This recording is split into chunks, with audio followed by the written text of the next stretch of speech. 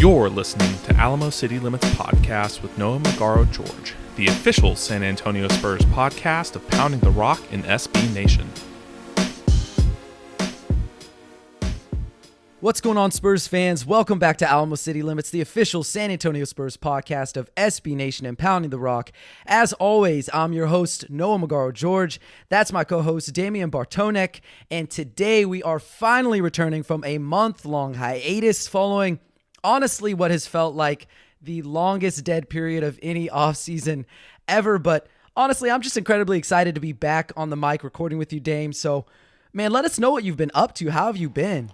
Man, no, I have been so busy over these last couple months, especially like since we last recorded, but just in general, since June, I've been an intern at Ken's 5 for Grade Day Essay. I was, helping write and produce, their sports segments. I even did a couple of news packages myself where I interviewed Zach Collins from the Spurs, which I'm sure we'll get into later and kind of before the show ends, just bollocks or whatever. But yeah, it was cool, man. I've been really, really busy working, and, TV has been, a dream come true. The staff over there has been fantastic. My internship there ended last Friday. Today, actually, it's September 1st, Thursday, I'll be at KXAN in Austin in their sports department. So that'll be really, really cool as well. So just a lot of movement from me, man. My final semester started last week as well. So a lot of movement, right? A lot of goals and just, places we're trying to hit, things we're trying to accomplish. But definitely glad that I'm here on the pod with you to talk Spurs because there's nobody I'd rather talk Spurs with. So let's get into it, brother. I'm excited. Yo, man, I feel the same way, but I guess before we hop into our topics, as we always do, just want to let our audience know we're recording this podcast on, September 1st. It's about 9:32 a.m. Central Time. So with that out of the way, let's go ahead and get into some more recent offseason signings, maybe what they mean for San Antonio's roster this season. And just as a refresher for fans, I just want to keep everybody in the loop here.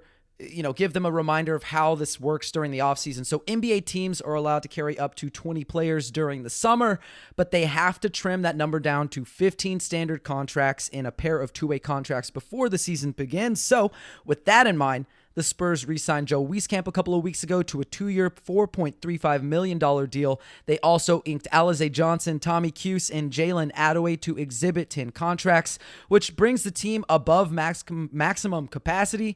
That's 21 players. So, Dame, what are your first impressions of that Wieskamp deal? And then do you think maybe that any of that Exhibit 10 trio has a chance to find a home with San Antonio after, the training camp ends?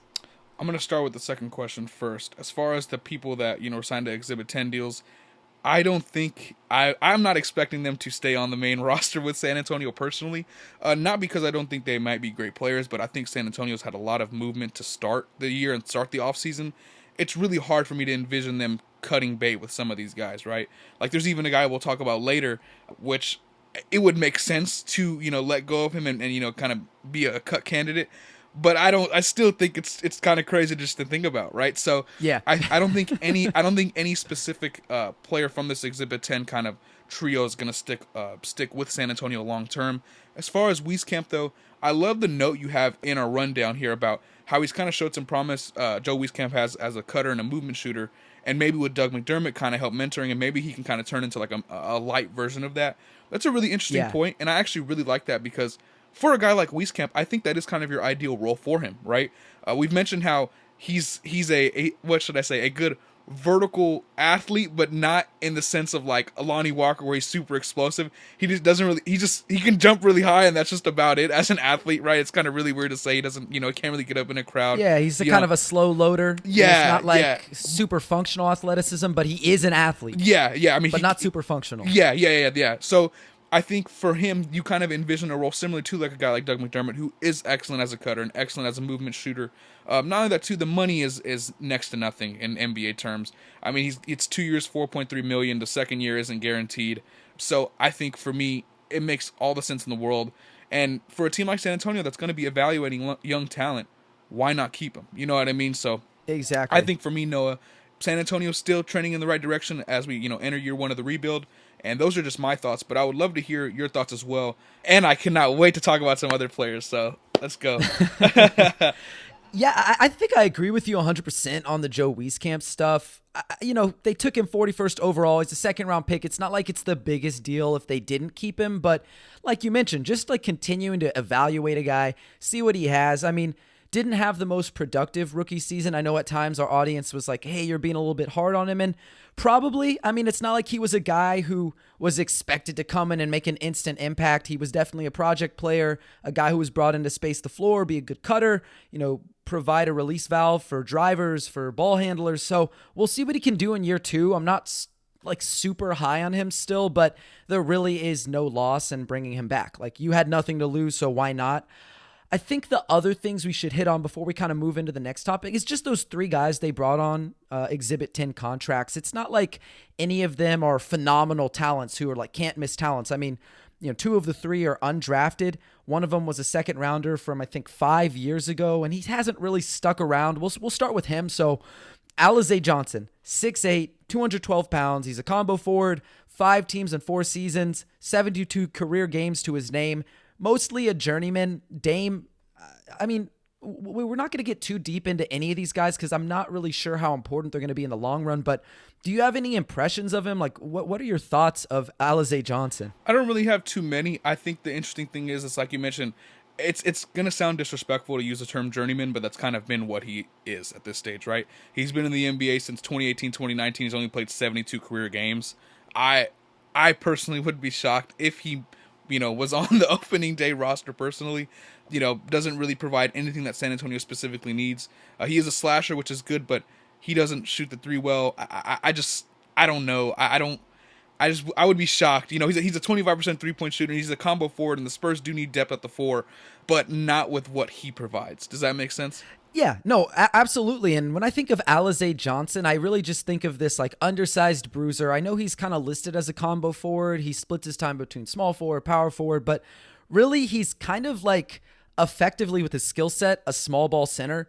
And, he's a great rebounder. He's got a high motor, but I mean, to be honest, and this is meant as no disrespect, but the numbers sort of speak for themselves. 2.5 points per game, 3 rebounds per game for his career. Now that's in limited minutes, but he lives around the rim. And it's not like he's a Giannis around the rim or a Zion around the rim or even like a Jonas Valanciunas around the rim. Like, he's just a little above average around the rim. And I just don't know that he's going to bring, as you said, anything that the Spurs really need. Now, we'll go more in depth on him later when we kind of talk about who are the candidates to get the final cut, but we'll go ahead and move on to Tommy Cuse. Now, Dame, be 100% honest with me because I'll be honest with you. Yeah. Do you know who this is? Or before you saw him on this, did you? Yeah. So no. I was in the same boat when the signing was announced. I was like, who? So I did some research on him. We'll provide a few numbers, and then I'll try to get sort of your first reactions or thoughts on the numbers because we didn't really see a lot of him play, right? He played at St. Mary's, not a school that we typically watch a lot for basketball. I mean, Jock Landale came out of there, but how much did he play for the Spurs, right? So, like, Cuse is a 6'2" point guard, 185 pounds. He was a 5-year player at St. Mary's, so he was a super senior last year. All-time record setter for games played there, 149 games played, but in his last season, 12.2 points per game, 3.7 assists per game, 49, 45, 81 shooting splits, all WCC first team, WCC sixth man of the year. And like, I watched a little bit of his tape. He's fine. Like, I think that's kind of the theme with a lot of these guys you're going to see on Exhibit 10 contracts is like, they're fine at a lot of things. They're just not excellent at anything. So when you hear those numbers, you kind of hear my small review. What are your thoughts on him? Like, is he a guy who even really has a chance to make the roster, or he's just another guy who might end up in the G League? Yeah, probably another guy that ends up in the G League. And an interesting thing from my point of view, kind of looking at his year-to-year numbers, you mentioned he's a 5th-year senior, or last year he was. 3-point shooting numbers were pretty mediocre up until his final year. He shot 34% from 3, 32%, 27.5%, and then he balloons to 45%. He's probably somewhere in the middle of 34 and what would you say, 40%, 39%. He's probably not a great shooter. Obviously, came from a smaller conference, smaller school, so I get that 100%, but I just don't see it. And again, with the Spurs being in the position that they're in, right, with so many guards that they've added, this offseason, I don't really know where he would fit in, to make the opening day roster. So I would be shocked, Noah, if we saw Tommy on for game one. I definitely would be. I would be very surprised as well. And I think it's important context, right? Like, it's not like he was shooting 45% from three on like 5, 6, 7 attempts. It was 3.2 attempts per game, which is a little bit above like college average. So it's not like super high volume. The efficiency was really high, but you go ahead and look through his synergy numbers. Almost 80% of his three-point makes came on catch and shoot, spot-up attempts, just like standstill, stationary. It's not like he was a movement shooter or a guy coming off screens or shooting off the dribble. It was, hey, catch and shoot. He knocked him down. That's great. I just don't know that he has a ton of versatility. You look at the turnovers per game, 2.1 turnovers to 3.7 assists. It's not like he was turning the ball over a lot, but he wasn't really creating a ton for his teammates either. Congrats to Tommy for getting this opportunity. I hope he makes the most of it, but I'm not really sold on him. So we'll move on to the last guy, Jalen Adaway. Now, I did know Jalen Adaway, or, I don't know him personally, but I watched him a little bit at St. Bonaventure. 6'5", 210. I think you could call him like a combo guard, kind of a wing. He played some shooting guard, played some small forward, was a ball handler at times, but he was a standout at St. Bonaventure. He was there for 2 years, after 2 years with Miami, Ohio. Tremendous athlete, 42-inch vertical, really quick, a little bit stiff despite being like a pretty good athlete. But you look at his numbers, 12.2 points per game, 15.3 points per game, 5.9 rebounds per game, 47, 38, 83 shooting splits in his final go-round with the Bonnies while taking home All-Atlantic 10 first-team honors. He's another one of those guys that, the numbers are fine. He did play in a smaller conference. It's not like the three-point, volume was very high. What are your feelings on him? Are you kind of in the same boat as Tommy Hughes? Yeah, I think kind of in the same boat with Alize Johnson, too, at his position, respectively, as well, because Adaway doesn't really provide anything that I think specifically the Spurs would be wowed over, or they really, desperately need that kind of isn't already on the roster. I do think the shooting, like you mentioned, too, he did, I think it was a bump of 80, 3-point attempts from the year prior heading into last year. On 109 3-point attempts, he shot 37% from the field. But still, the volume, I think in general, a lot of these guys, they're fine players, like you mentioned, and according to my favorite saying, a jack of all trades, master of nothing, right? That's kind of what they all are. But that's not a bad thing, right? They're good, solid basketball players. But I think for the NBA level, and specifically the Spurs right now, none of them really offer anything that I think San Antonio would be just in love with and be willing to cut bait with other guys that they've clearly invested, more assets and more, time into. Yeah, I think that's the right mindset to have with these guys. And again, it's not that any of them are not good players. Alize Johnson has legitimate NBA experience. I didn't make the note here, but I do remember I wrote an article about him when he got signed. And one fun fact about him, if you want to have some optimism about Alize Johnson, is he's one of 34 players in the last 5 years with a 20-20 game. So 20 points, 20 rebounds. Super high motor. He's going to get after it on the offensive board. He's going to clean the glass. He can put stuff back. And on synergy, he ranks as excellent. He's in the 85th percentile in putbacks since he came into the NBA. But, that's kind of the only thing I can really speak to him for. Again, lives near the rim, loves to rebound the ball, really good finisher around the rim, but doesn't really provide a ton of other skills. So with all of that in mind, I think it's time to kind of start figuring out what this roster looks like. Because as we mentioned, it's 21 players. So technically the Spurs can only have 20. They haven't made the Adaway signing official, so they're going to have to cut someone before that becomes official. But we're going to go ahead and treat this like they can have 21 players, and then we'll look at the roster. So as we mentioned, 21 players. They're going to have to make some cuts before the season begins. So I'll go ahead and list out the roster to you from youngest to oldest. So we got Dominic Barlow, Jeremy Sohan, Malachi Branham, Blake Wesley, Josh Primo, Jordan Hall, Devin Vassell, Trey Jones, Romeo Langford, Keldon Johnson, Joe Wieskamp, Jalen Adaway, Isaiah Roby, Tommy Cuse, Zach Collins, Alize Johnson, Keita Bates-Diop, Jakob Poeltl, Josh Richardson, Doug McDermott, and finally Gorgui Dieng, who comes in at 33 years old. So given that information, who are your 4 candidates to get the boot from Pop in the front office before the season starts? And I listed some guys in the notes, but you can go with whoever you want. So we're gonna go with the first 3 for sure that we mentioned earlier, in Alize Johnson, Tommy Cuse, and Jalen Adaway. Right, we're gonna go with them. We're gonna kind of get them out of the way. There's one guy on your rundown that I actually think will get cut, and that's Romeo Langford. but I wanted to bring him up because for me personally, man, Romeo Langford coming out was a guy that I really liked. I wasn't as in-depth with the basketball stuff around that time because I believe he came out in 2018, I believe. I believe so. That was just when I started writing about basketball. So I wasn't too kind of in-depth with kind of, his career up to that point. But I remember at Indiana, I was like, man, this kid, he's, we're the same age, but I'm like, this kid, if he can mature and blossom into, kind of the tools that he has, man, as a scorer, as a defender, I think, he can be a really solid two-way.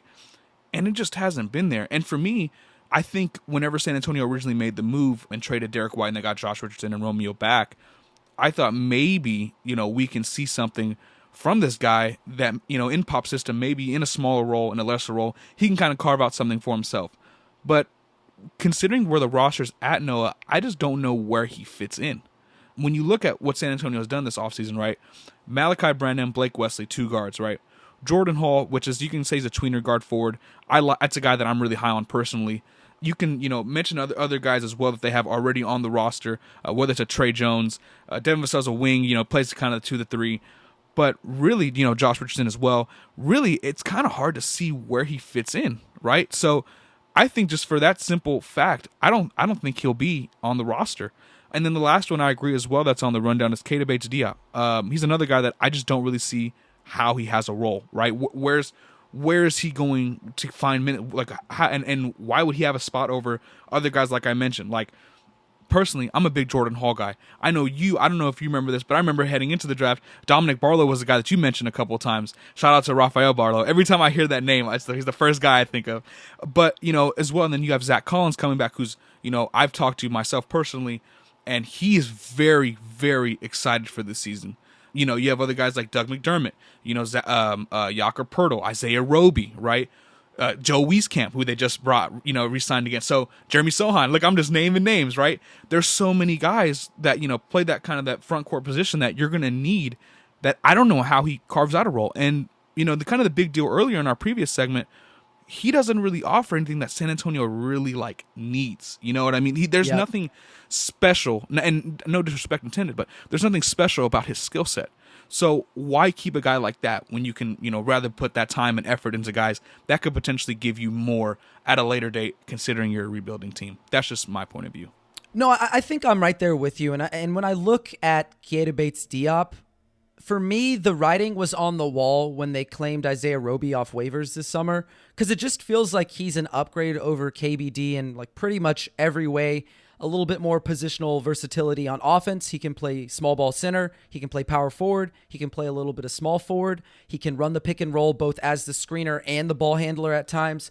42% three-point shooter on a higher volume of three-point attempts. He's a guy who can put the ball on the floor a little bit. He's a guy who's, I think, a little bit more of a fluid athlete. Now, he's not a better athlete in terms of his ability to get off the floor. He's mostly a below-the-rim athlete, but he is a guy who is more fluid, and I think he gets off the floor a little bit quicker than Keita Bates-Diop. So, to me, you bring in a guy like that who's not only, I think, an improvement, but younger, and it just, it doesn't make sense to keep Keita Bates-Diop. And it's not that, again, he's not a bad player, but he's one of 2 guys on an unguaranteed contract or non-guaranteed contract. And Dame, the other guy is Trey Jones. They need someone to run the show. They need a point guard. They basically have no point guard but Trey Jones.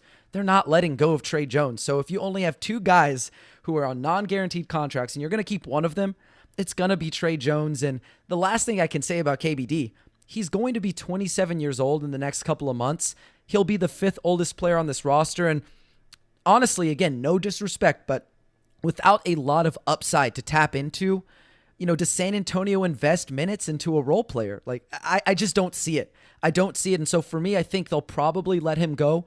He'll probably latch on with the team. I think he's good enough to be a rotational player, into the bench player. But for San Antonio and all these players who you mentioned, you named a ton of them, there just really isn't a lot of room for KBD. So I think that's my first guy. And we'll move on to the other guys real quick, because I know you mentioned, I think it's the other guys, the Exhibit 10 guys. I mean, Alize Johnson, same boat as KBD, 27 years old. You've got Keldon, Sohan, McDermott, Richardson, Wieskamp, Roby. Where does he earn minutes? Excellent rebounder, great cutter, high motor, but undersized tweener.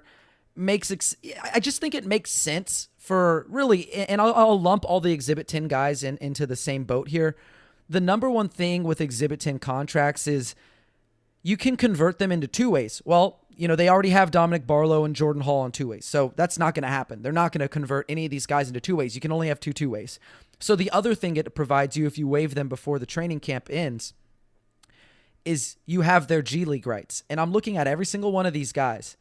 To me, they're all useful G League players. Like if Malachi Branham or Blake Wesley or even Josh Primo spend time in the G League, these are good role players to have around youngsters to help them develop in Austin. So for me, I think that's the number one reason that all of these guys are kind of lumped together. I mean, Alize Johnson, 27 years old. Tommy Cuse, he's going to be 25 years old. Attaway, he just turned 24 years old. So they're going to be older. I mean, like these are older rookies and an experienced guy who probably doesn't belong inside of an NBA rotation. So those are my four guys. Now, I do think it's interesting with Romeo Langford. I love him. I really love Romeo Langford. I have League Pass, so I watched quite a bit of Boston Celtics basketball before the trade happened. I was not really that excited for Josh Richardson. I thought he was a little disappointing with the Celtics, but I was hyped for Romeo Langford. I mean, you look at what he was able to do. He didn't really earn minutes with Brad Stevens. He never really figured things out with that Celtics team, but with Ime Udoka, he had broken into the rotation as this really gritty defender. And you look at his lifetime defensive field goal percentage, 37.7% defensive field goal percentage lifetime since he entered the NBA, defending 438 shots as the primary defender. Dame, that number is just a hair under what Draymond Green, Robert Williams III, and Matisse Thybulle posted this season. All of them were all defense. Now, I'm not saying, he's going to be a perennial all defense guy, but a lot of positional versatility. He's added weight. He moves really well. He's got a lot of functional strength. He's a smart defender. He's got long arms. He's able to come up with deflection, steals, blocks. He just feels like a guy who needs an opportunity. But as we mentioned, the Spurs crowded backcourt. Even if you want to list him as a wing, they're still kind of crowded there.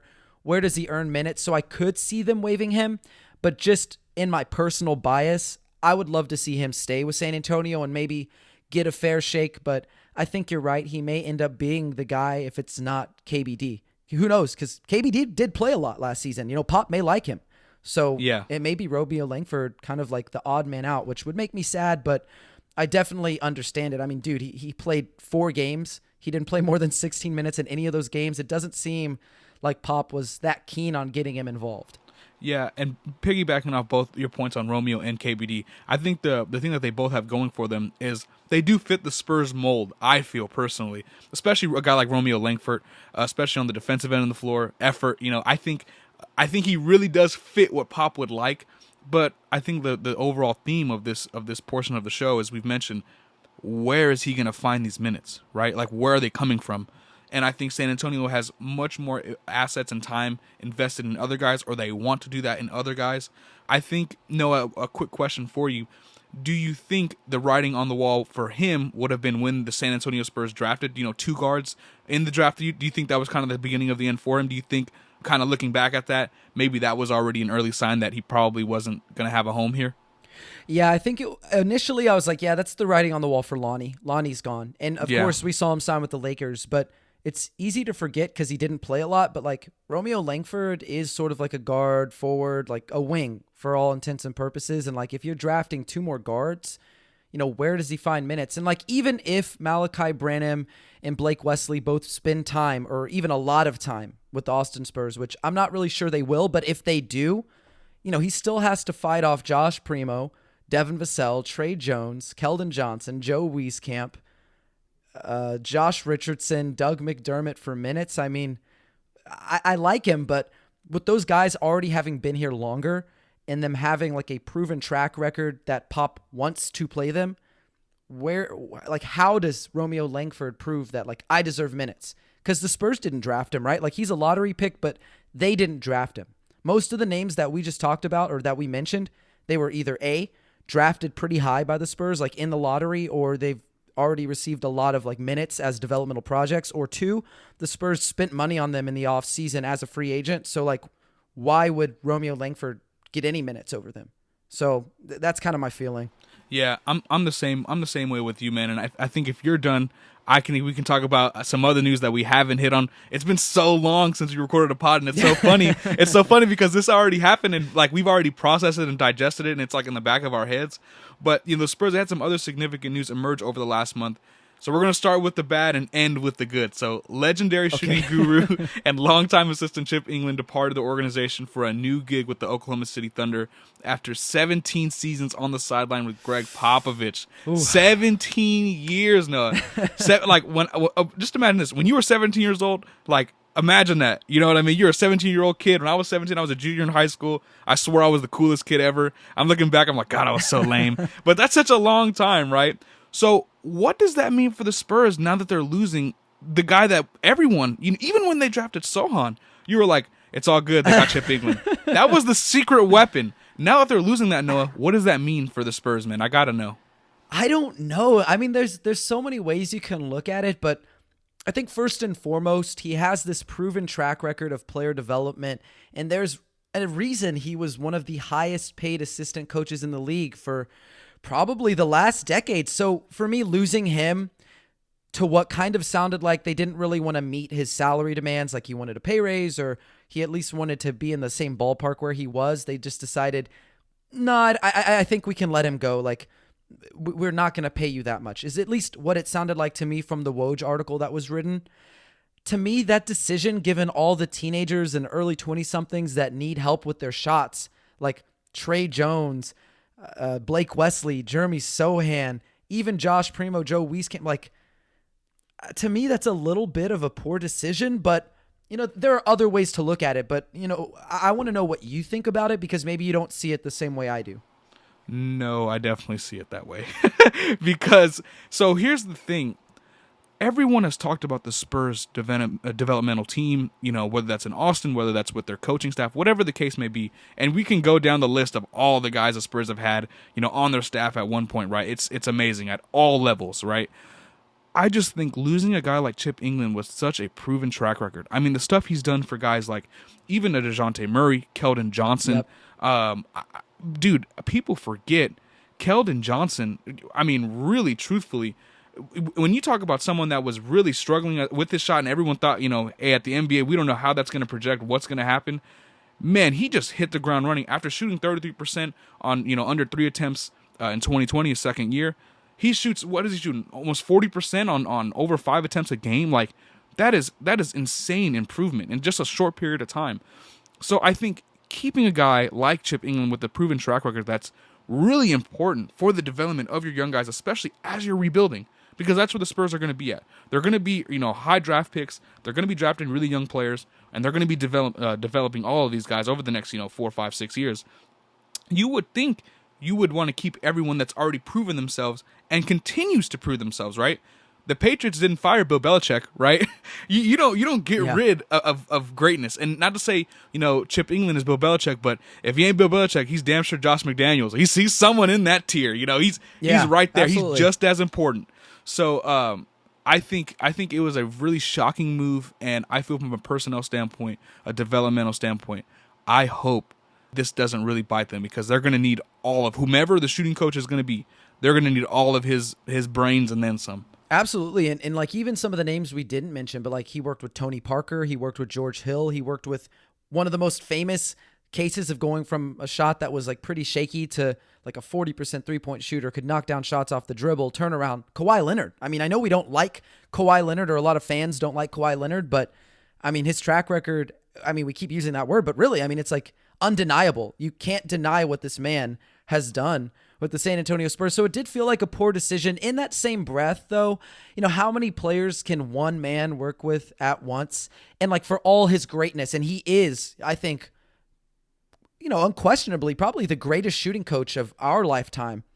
There are definitely some players who just, whether it's biomechanically or mentally, they never really have the aptitude to develop a reliable jumper. And, I think we can kind of see it as a cop-out at times that, oh, well, Jeremy Sohan can't shoot. Oh, we'll just send him to Chip Engelland. Because there are players who just like never develop jumpers with San Antonio. I mean, like Kyle Anderson, he didn't learn how to shoot the basketball, and he really is not a great shooter now, but he didn't really learn how to shoot the basketball reliably until he left the Spurs. DeJuan Blair never learned how to shoot the basketball. It's not like Timmy was dropping threes left and right? I mean, Tiago Splitter wasn't shooting threes. You had guys who came into the organization who were already great shooters like Roger Mason Jr. and Gary Neal. Like, he's not the guy who made every single shooter, and he didn't turn non-shooters into shooters sometimes. So I think it's important to remember that, like, there are guys who have a certain foundation, and if they have that foundation, then he can help them. But he doesn't necessarily make every non-shooter into a shooter, and I think that's important because we won't get too deep into it, but, like, you look at Jeremy Sohan, we're not going to, like, bash on him too much because I think he's a phenomenal prospect. I'm super excited for him. I think he's going to be great as a defender, you know, a rotational player, a guy who can be that connective tissue as a passer. But, like, the indicators for him as a shooter are not good. Really poor touch on floaters, below 50 or 56% from the free throw line, below 28% from three. Like, the indicators are not good with him, and the shot, like, mechanically does not look great. So, like, would he have turned him into this, like, 40% three-point shooter? Probably not. But, like, I do agree with you that, like, it is a big loss. But at the same time, like, you know, he can't fix everyone. You know, there are shots that are just broken enough that you're not going to fix everyone, right? Yeah, no, 100%. And that's the thing, too, is we know, like, we mentioned the track record, and it definitely speaks for itself. But at the same time, too, it was a kind of a cop-out for us. I even mentioned it earlier. It was like, that was a secret weapon, right? Literally, anytime the Spurs drafted or picked up anybody, it was like, oh, he can't shoot? Oh, don't worry about it. They got Chip England. They'll figure it out. But no, and I think it's really interesting because, you know, great organizations typically, you know, they kind of set the standard, and, you know, people pick and choose from all of those. I mean, and it's across all sports, right? In football, They do it from Andy Reid's staff. In the NBA, they do it from the Spurs staff, right? From guys like, you know, Ime Udoka, Monty Williams, Becky Hammond, Will Hardy, James Borrego, Monty Williams, right? The list can go on and on. Quinn Snyder, you know, Sam Presti. It's the list is insane. But I will say this: great organizations are able to bounce back, like the Spurs have done and proven they can do, even when they lose these you know, exceptional, you know, coaches that are really valuable.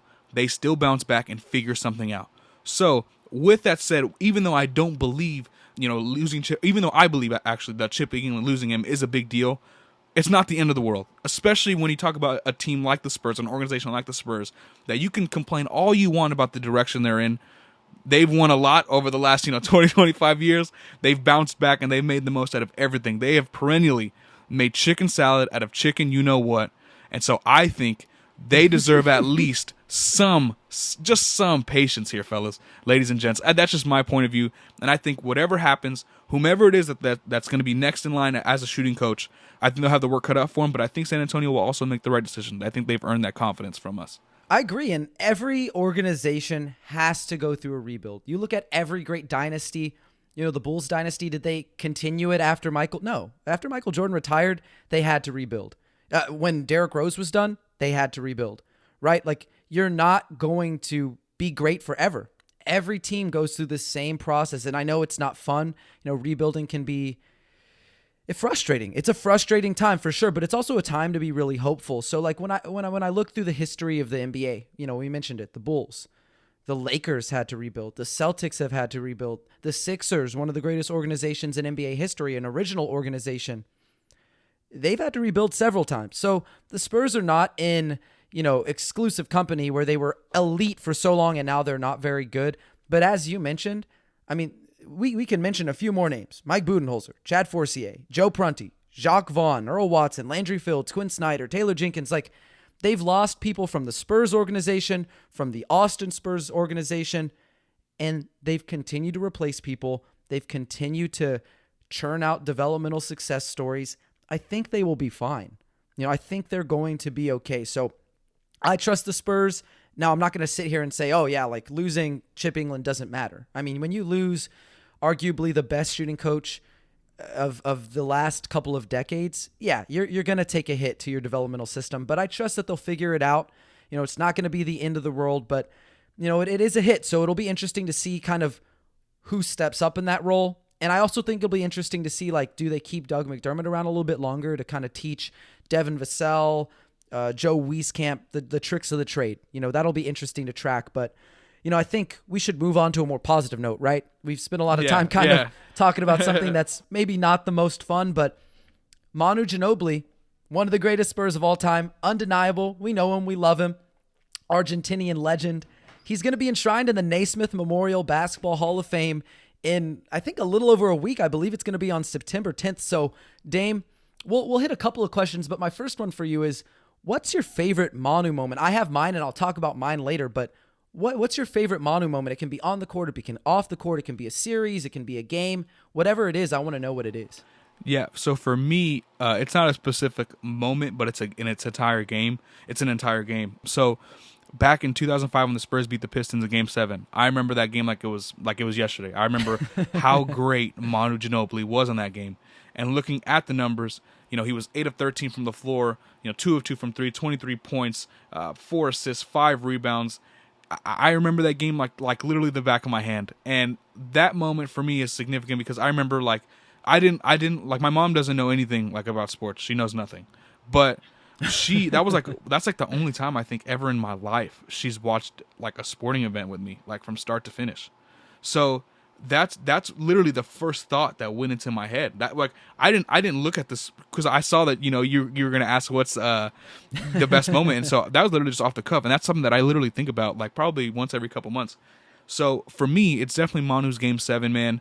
And I think the second one, though, because I got to give you another one, is definitely the dunk on Chris Bosh at age 100 when he's an old man, and just we saw Kamaru Usman get left stiff a couple of weeks ago.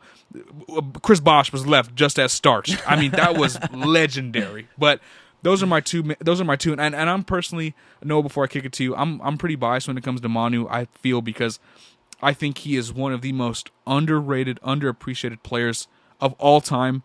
I think he's always disrespected. I think the social media era is what really messed it up. I sound like a boomer when I say that, but really, truthfully, because people, I don't know if you remember this, the narrative surrounding Manu for years was, hey, if he was on another team, he'd be a super mega star, all-star, perennial all-star.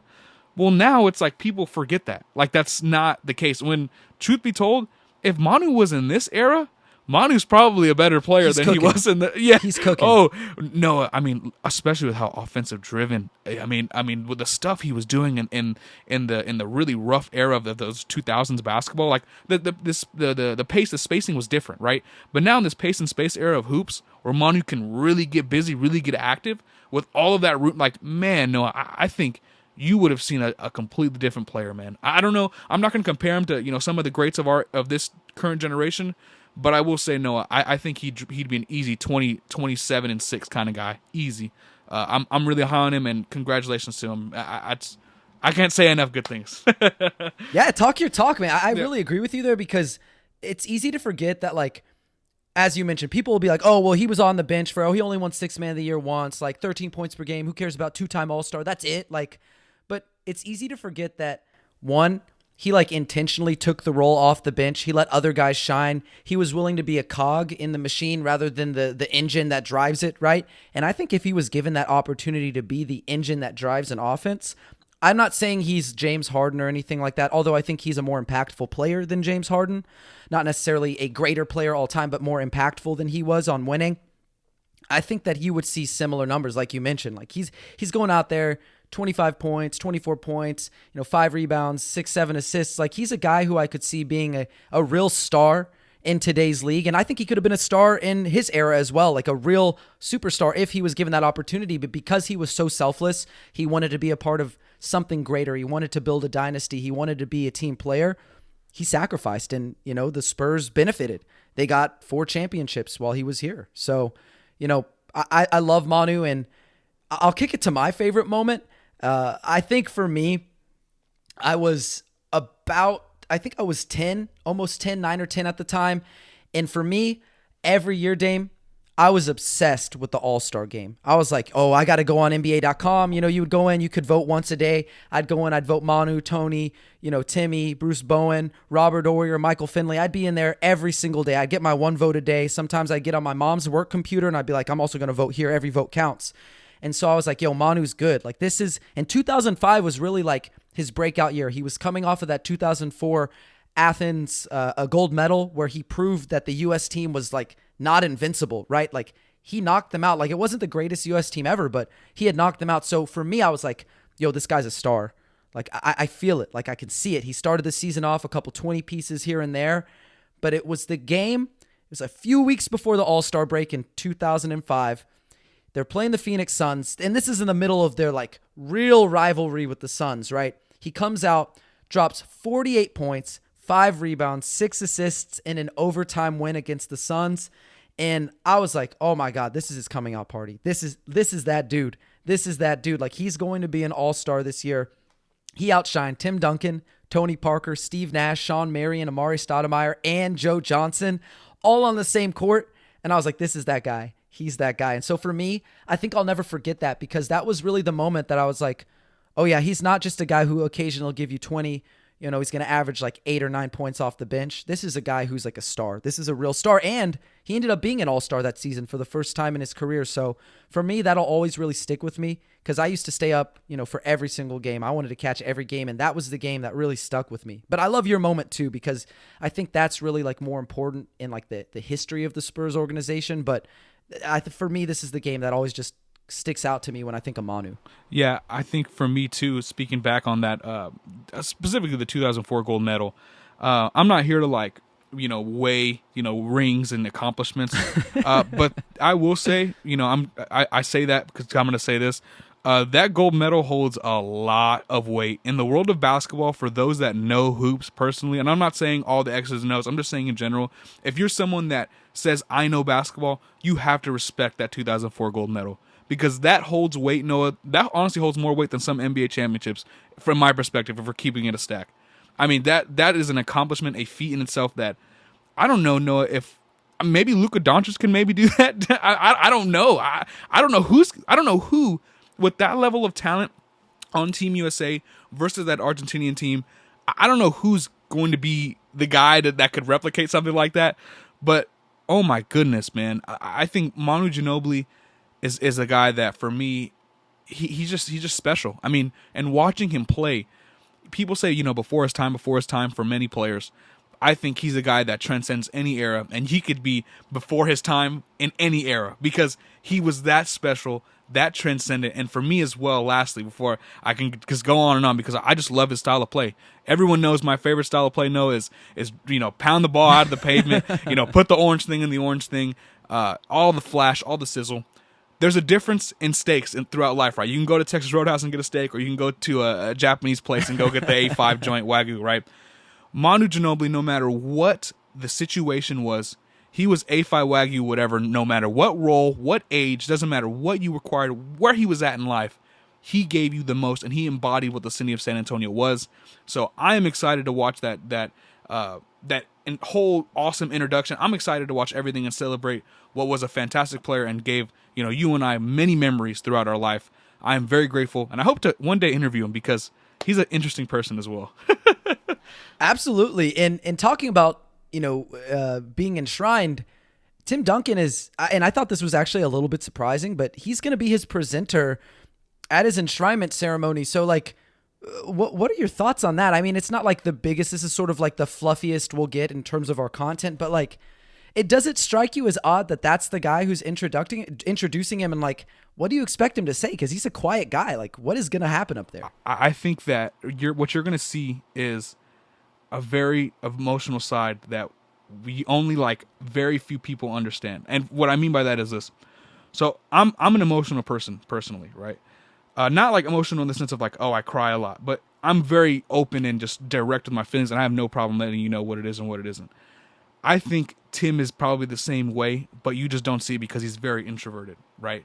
So I think that's what we're going to see, man. I think we're going to see a side of him that we haven't seen. I think we might see a couple tears, man, to be honest. That's what I think we're going to see, and I'm really excited. I'm here for it, bro. I'm definitely here for it.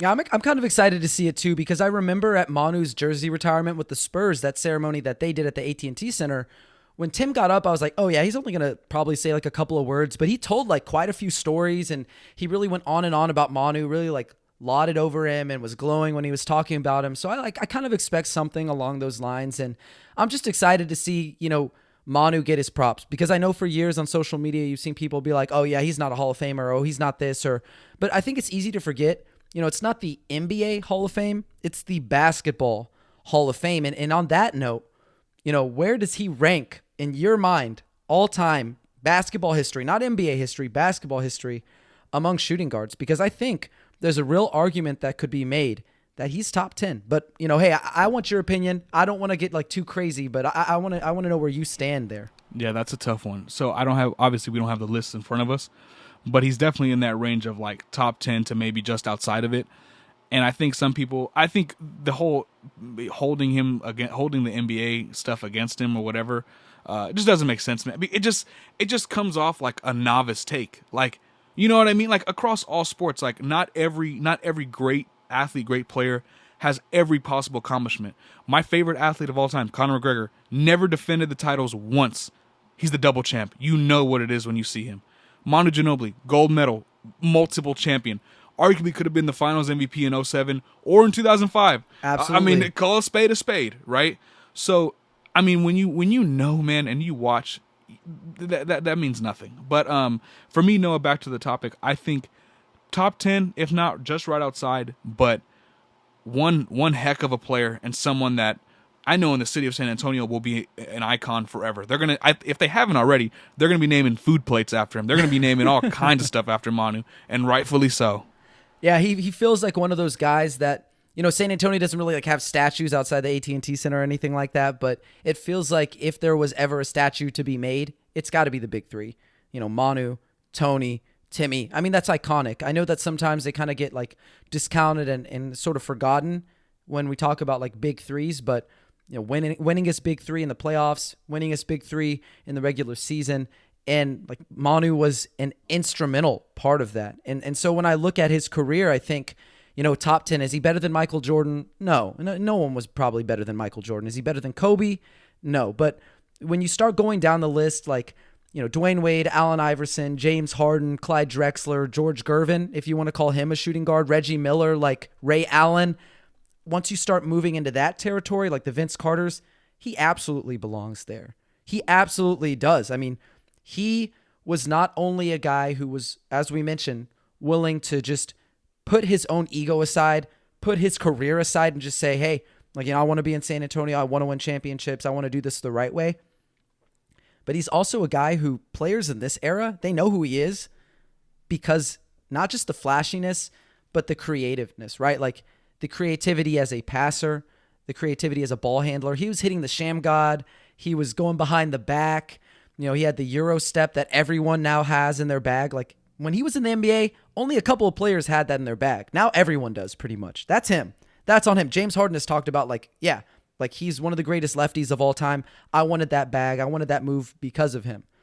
You think about other things that he's able to do too, on the defensive end, he was an incredible defender, something that often gets overlooked when we talk about Manu. Came up with a ton of steals, a ton of deflections, really good with ball pressure, really good in pick and roll defense, fought over screens, gave 110% high motor. When you think of a winning player, it's Manu Ginobili. There really isn't anything else you can say about him that isn't good. From on the court to off the court, he's the total package. He's a great dude, a great player. So really excited for him to get enshrined. I'm hoping to watch that ceremony and enjoy that. And he's just going to get his dues, and he's absolutely deserves it. First ballot Hall of Famer. He headlines this class, and just really proud of what he's been able to do representing San Antonio, which is a city that obviously means a lot to you and me, and obviously every Spurs fan. Yeah, I think closing it on for me, I think from now on, man, it's just really simple. Anytime someone asks who's the greatest six man ever, once I hear the word it's probably maybe, I'm I just stop listening. Cause and it's not even from a biased perspective. If someone asked me right now, who's the best quarterback in the NFL, I'd be oh, Patrick Mahomes. Oh, Aaron Rodgers, right? No questions. There is no debate or question on who the greatest six man is. You're just only saying that to be different. Call a spade, right? If you watched him, you can't sit here and tell me, with a straight face, in his role, there's been someone better than him. I can't see it. He did it on both ends. He did everything. I don't get it clutch. No matter what. I don't know, Noah. It's just it's blasphemy. It's blasphemy. People just forget, man. I guess people just forget, Noah. It is crazy. But Manu Ginobili, absolute legend. Congratulations, brother. Hopefully you can come on the pod one day. Man. That would be something. Hey, but this was fun, man. We definitely got to come back and do this. Definitely we'll do it much more consistently as well, for sure. Absolutely, and that's kind of all we have for this week. We have taken quite a long hiatus, but as you know, Dame and I, we're not trying to force any content. We're not going to give you a podcast about nothing. We want to have some real content to provide you, some real substance. So hopefully y'all enjoyed this. And again, thank you, Dame, for hopping on the mic and just kind of shaking off the rust with me for another pod. So go ahead and just plug anything you want. Let Spurs fans know where they can follow you on social media, where they can find all of your fantastic content, really through any medium of media. So go ahead and it's your time to shine. Yeah, man. Thanks for having me, bro. It's always fun to chat it up, man. Chop it up about the Spurs, especially with you, bro. You're my guy. So y'all can go ahead and follow me on Twitter at @Bartonek. That's at DABARTONEK. Just look at my pinned tweet. I interviewed Zach Collins about 3 weeks ago. Talked to him a little bit about the season. Really, really short, just like a 4-minute video. But yeah, just continue to do that. Show me some more love. I've been showing love back, and I just really appreciate all of you. So thank you, everyone, for tuning in. Thank you, SB Nation, Pounding the Rock, for the platform. It's all love.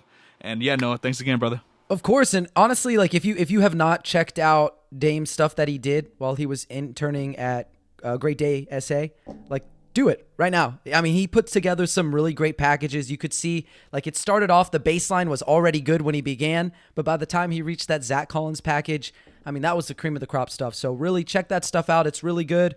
Hopefully we'll both get back to writing more consistently, doing the podcast thing more consistently. You can find me at @N_Magaro, Magaro on Twitter. You can, find my stuff on YouTube by my name as well. You'll find me on this podcast whenever Dame and I hop on the mic. But really, thanks again for joining us, and thanks again to everybody who tuned into this edition of Alamo City Limits. And for those of you listening at home, make sure to subscribe. Leave us a 5-star review on Apple Podcasts, Spotify, or wherever you get your podcasts. We've got a phenomenal staff of writers over at Pounding the Rock who do a stellar job of keeping everybody up to date with their favorite team. So go ahead and check our stuff out. But until next time, Spurs fans, take care.